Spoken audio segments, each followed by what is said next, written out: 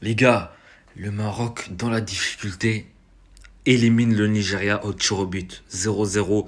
Mais bon, le match n'était pas décevant parce que techniquement, le Maroc était bien supérieur à cette équipe du Nigeria, bien que sur l'équipe nigériane, on peut voir des joueurs qui ont énormément progressé, qui ont posé vraiment des problèmes au Maroc, tant au niveau défensif qu'au niveau offensif.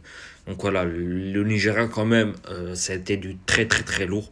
Donc le Maroc a réussi à faire face, à tenir tête au Nigeria.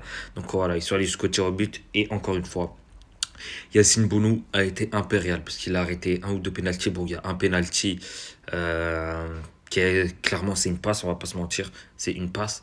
Voilà. Et sinon, il a été impérial sur le reste de la séance. Bon, pour les buts encaissés, bon voilà.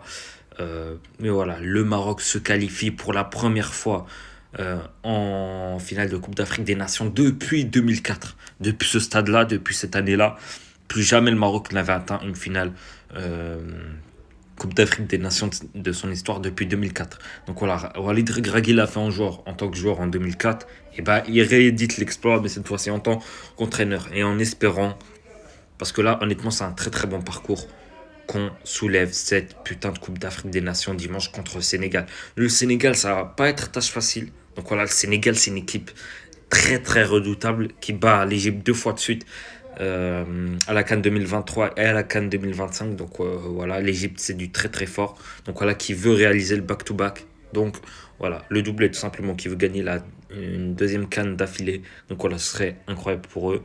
Et pour le Maroc, donc la dernière, c'était en 1976. Simplement, à l'époque, les arbitres sifflaient encore avec la main. Donc voilà, le Maroc a une opportunité en or devant son public de remporter la deuxième CAN de son histoire. Donc voilà, Dima Maghreb, quoi qu'il arrive. Gros parcours du Maroc, mais en tout cas, ce dimanche-là, rendez-vous entre Marocains et Sénégalais. En tout cas, ça va péter.